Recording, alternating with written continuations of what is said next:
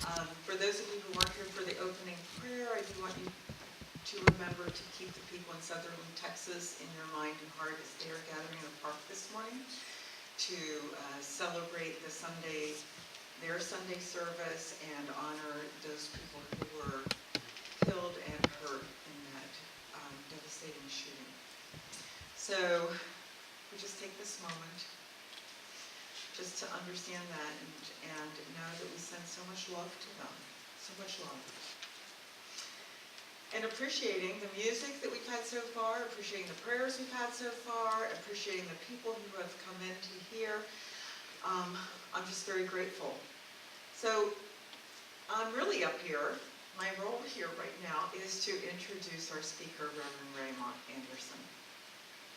And when I think of talented people, he's on that list. When I think of helpful people, he's on that list. When I think of people who are willing to serve, he's on that list too. And when I think of people who are loving and kind and generous, he's on that list. So now, when I think of CSL ministers, I think of Reverend Raymont Anderson too, because he is official. So we are celebrating his successful oral panels and the fact that he is on the list of CSL ministers, Centers for Spiritual Living, and how blessed we are to have him here. So he is going to take us through some prosperity consciousness and financial consciousness, and I understand he's talking about that M-O-N-E-Y word, so hold on to your seats.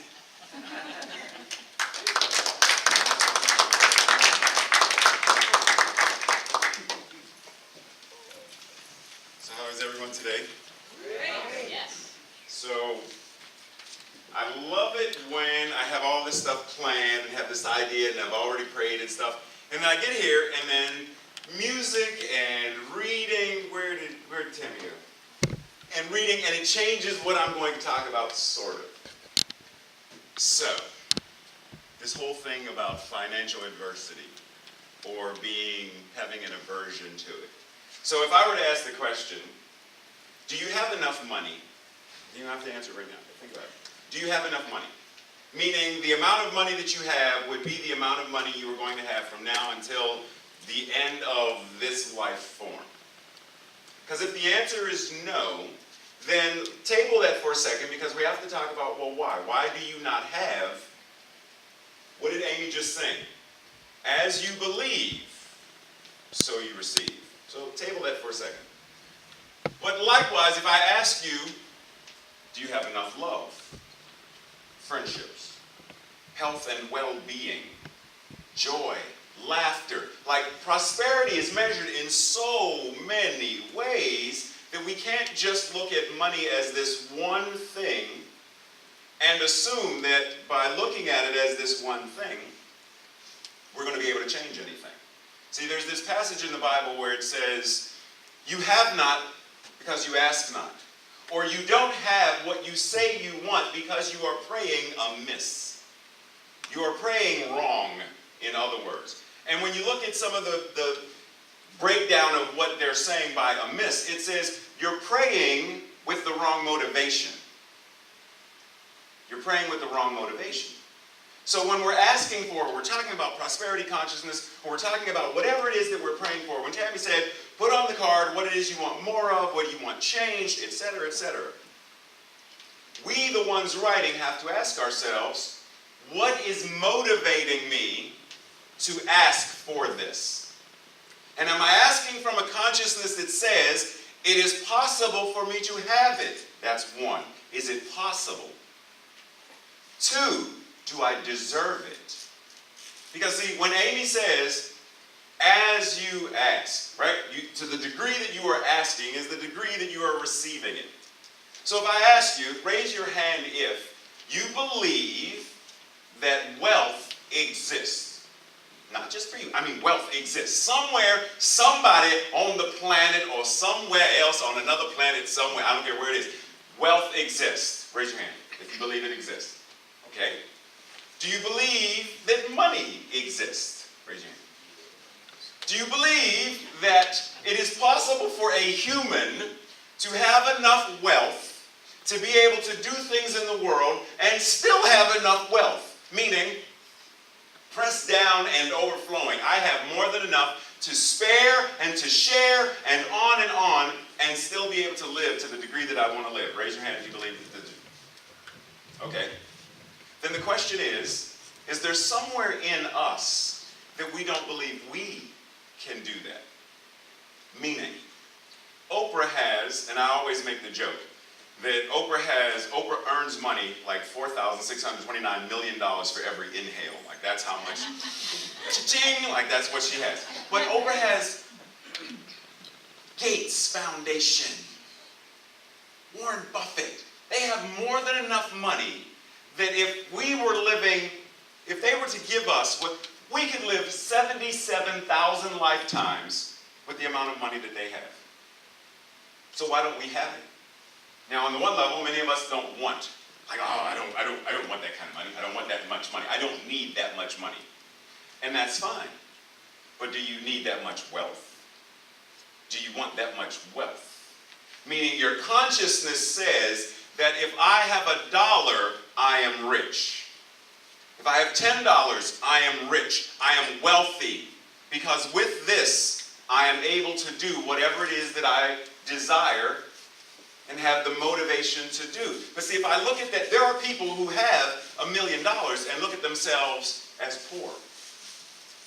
Because everything about I got to get more, there's never enough. Why do people go to casinos and I hit the jackpot? But I gotta try another one. I have to get more because this is going to run out. That's a state of consciousness. If we believe that God is infinite, can God ever run out? Can joy ever run out?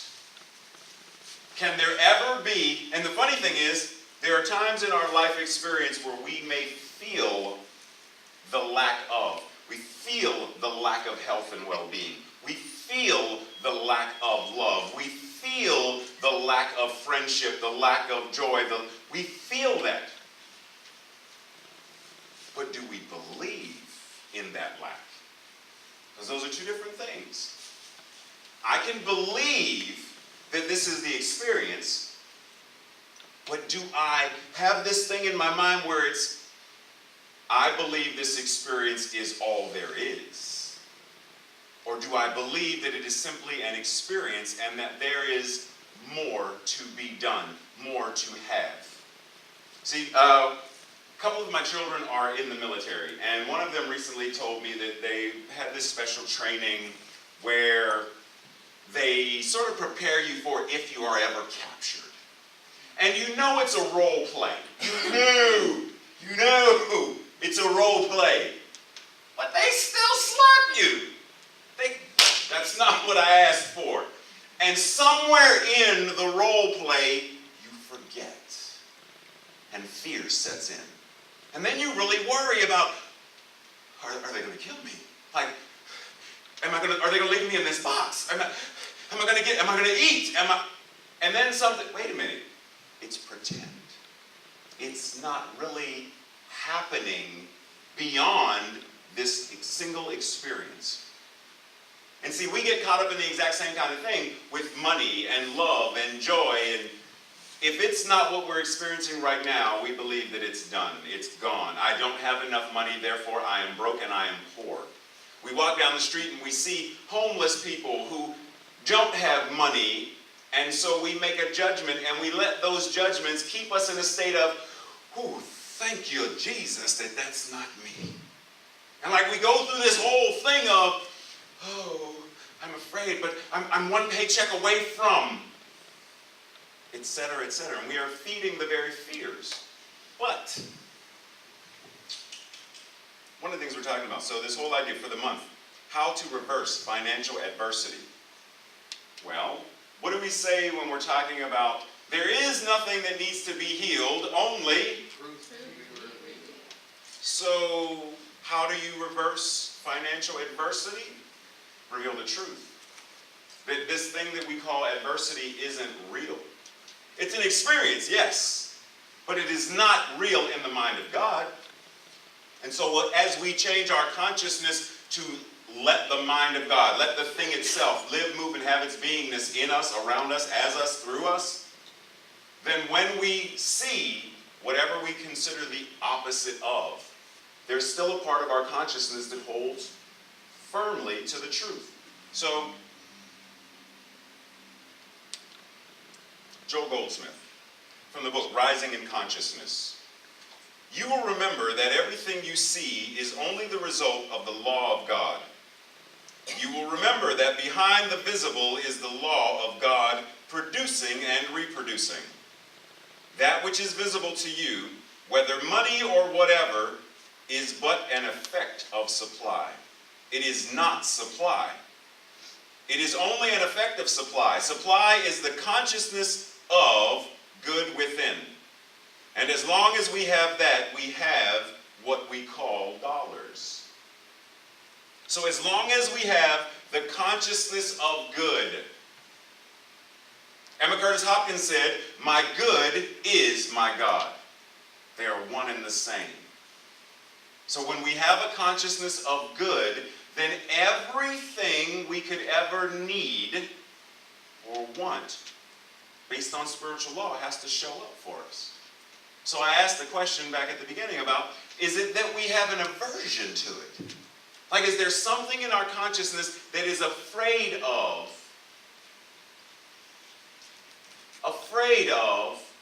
having ... So there's a great friend of mine who decided to wear, I'm not going to say any names, I want you to see if you can figure out who he is, decided to wear a specific tie today, simply in my honor. I'm not going to say any names, but I'm going to let you know that it's a Spider-Man tie. Sitting back there. Now, the reason I'm mentioning this is because Spider-Man, I mention this often. Uncle Ben taught Peter a very important lesson that I didn't realize when I learned about Spider-Man, that it's also in the Bible. With great power comes great responsibility. To whom much is given, much is required. Is there a part of us that has an aversion towards having and being and doing ... Because somewhere we know. Did you know that Faith just hit the Powerball and she now has $100 million? Relatives that she doesn't know that she has now come calling and knocking. I'm your cousin, don't you know? Remember Cousin Ethel and No, I don't have a Cousin Ethel. But we know, there's a part of our minds that know, soon as someone knows that I have this, they're going to ask. And somewhere in our consciousness, we don't have a strong no. And so we know that if they ask, I'm going to give, even when I don't want to give. So the best way to not give is to not have. Then I don't have to say no. Then I can stay comfortable and I can be at peace. So we deny our own good because we don't know how to set a healthy boundary to prevent others from whatever, leeching, stepping over the boundary to take. Because we don't have a strong enough conviction to say, no. I don't have to give simply because I have. That's why when we are giving tithes and offerings, I tell people, if it's coming from a consciousness of, don't put it in the basket. Don't put it in the basket. Because I don't care what, if it's $1 million check, sorry, Terry. And the reason I say that is because if the consciousness around this is black hole, then yeah, the $1 million will do great things, and then it's gone, and then suck everything else away with it. Because the consciousness that is coming from is not good. It is coming from the consciousness of, I really don't want to give this to you, but here. I mean, think about it. If someone offered you a gift, so I heard it's your birthday, I don't even know you, but here. Would you want it? Would you be like, oh, thank you for thinking of... No. So if someone is giving a tithe or an offering, a hug. Have you ever hugged someone and you could tell they really didn't want to give you the hug, but they're giving you the hug because it's the polite thing to do? My thing is, if you don't want to hug me, don't hug me. Shake my hand or bow or namaste or just bob the head and walk away. Be authentic in whatever it is, whatever that consciousness is. Be authentic. So I tell people, when you're offering, rather than thinking about whatever specifically is in your bank account, imagine what it would feel like if you had Oprah's bank account. Imagine what you would feel to be able to then write that check. Imagine what it feels like to then give that dollar. To give, what does it feel like to give from a place where you know that it's coming from source? My bank account is not my source. My job is not my source. Source. And even isn't source. All of it source. So when I look beyond, but look within, the kingdom of heaven is within. Seek ye first the kingdom of heaven, and all else will be added unto you. Seek ye first the kingdom of heaven. Go within. Find that place within where the good, the I am, the truth of your being is. Go within to that place, and you will find there is no man, woman, circumstance, situation, political party. There is nothing, no racism, sexism, homophobia, no nothing that can deny you your good. Because it's what you are. And so when we focus on money, money, money, money, and we focus on it as if it is, Amy, come with me, let us bow to the altar of cash. Like that's where we have in our minds, because that's what we do. When it's Friday, and Friday is payday, we do the little, oh, it's payday. Like I can go shopping now, I can do my payday dance. Because I have something now that I didn't have yesterday. But you did. You did have it yesterday, and the day before, and the day before. And you had it before you showed up in this incarnation. So if you're going to do the happy dance for payday, dance on the day that you don't have the check. Because what you are doing is dancing in advance of the knowing that I already have it. It's not in the mailbox yet, but I have it. So dance. Why? I don't have my check yet. Because then we are putting forth the energy of not havingness, scarcity, lack, and consciousness of the not good. Old Mother Hubbard went to the cupboard to find that the cupboard was bare. We learn these things as children, so we learn that the bare cabinet, the bare closet, the bareness is the bad thing. And so the poor dog had none. But mommy, why doesn't the dog have none? And we learn this as children, that the not having, if you are a bad child, you get a lump of coal in your, because Santa Claus, and then we grow, and Santa Claus and God are like, they're the same being. God doesn't wear the red suit, but Santa, they're the same being. So we learn this consciousness of, be good and you get. Be bad and you don't. Be a good employee, you get the raise. Be not a good employee or a so-so employee, you don't get the raise. So we have this thing in our mind that we are not innately, by creation itself, good already. And not good enough, good, period.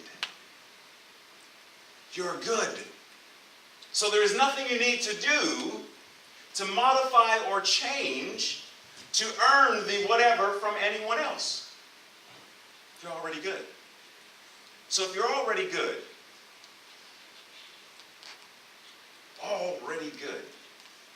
then why not do the happy dance of being good? Wake up in the morning and let your first thought be, I'm good. And when you say good morning, it's coming from a place of, yes, it is a good morning. And it's coming good morning from a good being to a good being. Good morning, good afternoon, good evening. Share the goodness. Why not? If it's what we really are. Sorry, I just saw a couple people looking and I was like, what? If you're already good, then why do we not celebrate that goodness? Why do we allow the circumstance and situations of the world and the world of effects to hypnotize us and believe that we are not worthy?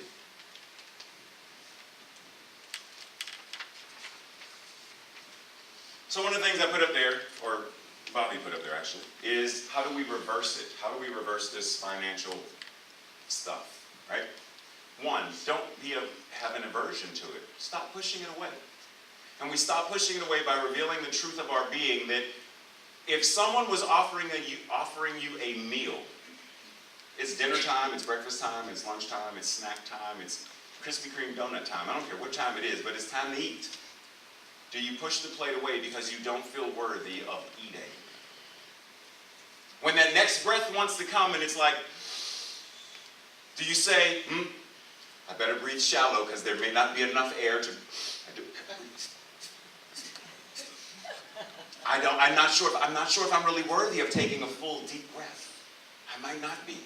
Plus, the more I breathe, Amy might not be able to breathe. So, you good? She said, yeah, but I don't feel worthy. We change it by realizing that we deserve to have what you desire to have. So not everybody desires a Lamborghini. I don't.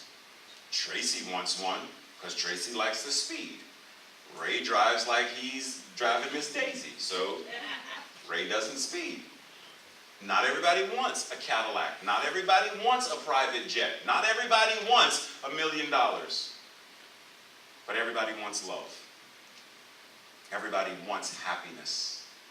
Even the people who say they don't, they do. Because it's the truth of who and what we are. How could you not want, on some level, now yes, the world puts all this stuff on us that says, how dare you say you're beautiful? How dare you say you're talented? Yes, that's what the world, how dare you ask for a raise? How dare you? Yes, that's what the world does. And so we run to drugs and we run and buy guns and we do things to hurt, harm, and damage and destroy each other. Because it's not just us. I'm sure most of you, if not all of you, have heard the phrase that when a butterfly flaps its wings in wherever, it causes a reaction half a world away. Because on some level we have this understanding that nothing happens in complete isolation. So if I harbor hate, this is why I had to learn how to forgive everybody in my family, everyone who abused me, every single one of them. Because ultimately, it's hurting me. And I may never tell you. We have conversation and we're talking over coffee and all this stuff. But somewhere in here, there's poison. And that poison, good morning, but it's coming out with a vibration of poison. He doesn't know it, but it is. We know this stuff. So we change it by realizing that we do deserve it. We are worthy of it. We're worthy of the love. We're worthy of the joy. We're worthy of all that comes with being God. Jesus said, is it not written in your law that ye are gods? And I know some of us are like, ooh, that's a mighty big word. I know. So let's take that word off for a second. Is it not written in your law that ye are love? Is it not written in your law that ye are light? That ye are powerful beyond measure? That ye are magnificent? Last time I spoke and I talked about, I don't remember the exact title, but I know it was unicorns, elves, and something, about this whole idea of we treat this and perfect relationships. And we have this idea that this is just as elusive as these Loch Ness Monster-y things. I've never seen one, never seen this either, so they're both a lie. We do the same thing with wealth and prosperity. But when we get to the truth of who and what we are, whatever that means, Tammy invited, write on a card. Reverend Faith invited, let us remember our brothers and sisters in Texas. We have all of these opportunities to remember there is only one. That's all there is. One showing up in, as, and through the vastness of creation. So every opportunity that we hear about devastation and tragedy, remember that love is in the midst of that. Whether we see it or not, it's there. Call it forth. Pray it forth. That says, I know that these people are suffering right now. That is their experience. They feel the pain of poverty, abuse, whatever. Floods and hurricanes and tornadoes and radioactive things blown. They feel the pain of it, yes. Their humanness is going to feel it, yes. But if love is all there is, then love has to be there.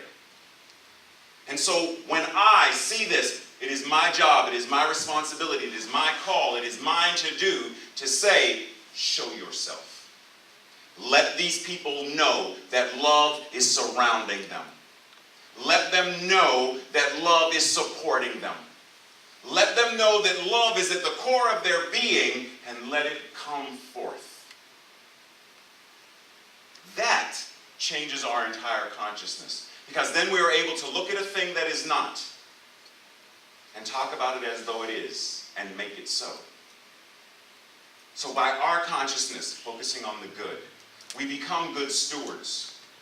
That when something comes to us, we take care of our centers. We take care of our congregants. We take care of the facility. We take care of the musicians. We take care of the equipment. We take care of all of it because all of it is God showing up as in and through stuff. And if I'm not taking care of it or anyone else, then I am dissing God. And ultimately, if I'm dissing God, then on some level I'm dissing myself. And if I'm dissing myself, then I cannot receive the way Amy sang the song. I cannot receive the fullness of all that wants to have of itself in, as, and through me. So we change it by focusing on the good and by learning to take care of ourselves and one another. And the moment we do that, we will realize that we are rich beyond measure.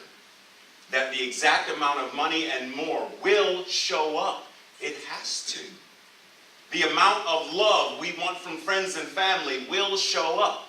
It has to. And the funny thing is, doesn't mean it's going to show up from biological family. But it will show up from our family. Tracy's not my biological sister. My mother didn't have girls. But I have a sister. Deidre is family now. Renuka is family now. Jasmine, as mean as she is to me, is family now. All of you are family now. Because I opened to it. So we change it by learning to take care of one another. As we sow, so shall we reap. Let's pray.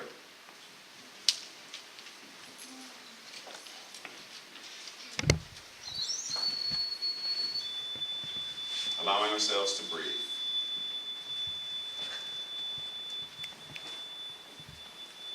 To simply be breathed in this moment of knowing the absolute truth of our being, that there is only one. And so the truth that I speak from this place of knowingness is that God is all there is. This one power and one presence, love made flesh.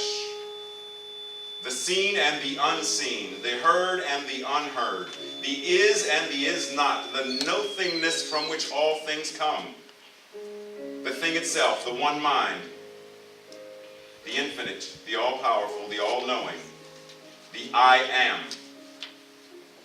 And knowing that it is all there is, then it must be right here, showing up in, as, and through me. And so these words are not simply the words of Raymont speaking, but the words of the universe speaking about itself, back unto itself.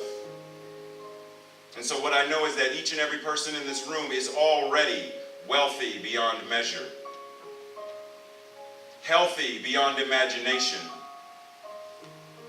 loved infinitely, supported strongly. that right now, in this moment, the very vastness of heaven itself, the consciousness of good is available to us. Right here in this breath, right here in this word, right here in this spot.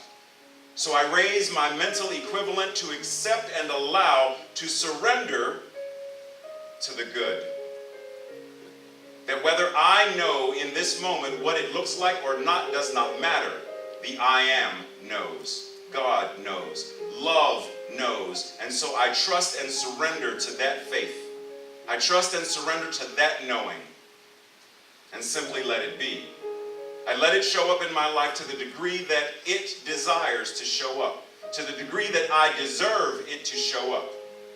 Knowing that this is the truth for each and every one of us.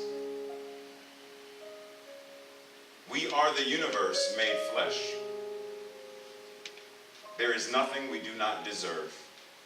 And so in gratitude I release this word knowing that this consciousness is already present. That as we said in the beginning, there is nothing that needs to be healed, only truth to be revealed. There is no poverty that needs to be removed, only the truth about our wealth. There is no illness, only the truth about our health and wellness. No hate, only the love that is the truth of our being. And as I turn my attention to that truth, I know what is mine to do. And so simply surrendering to what is mine to do in this moment, I release this word knowing it is already whole, perfect, and complete. It is already so. And together we say, and so it is.